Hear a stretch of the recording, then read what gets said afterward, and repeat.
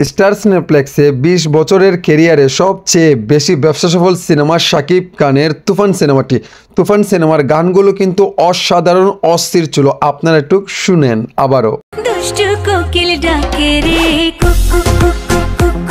দেখলেন তো শাকিব খানের এই দুষ্টু কোকিল গানটিও কিন্তু বিশ্ব জুড়ে কাঁপিয়েছে। এমনকি শাকিব খানের এই যে সিনেমাটি স্টার সিনেপ্লেক্সে ২০ বছরের ক্যারিয়ারে সবচাইতে ব্যবসা সফল সিনেমা হচ্ছে তুফান।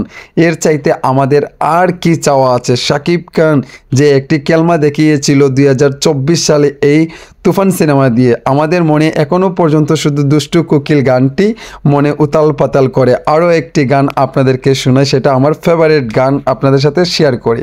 আজকে আমার পকেটে থাকা ভাই, স্টার সিনেপ্লেক্সে ২০ বছরের ক্যারিয়ারে সবচাইতে ব্যবসা সফল সিনেমা তুফান তো হবেই।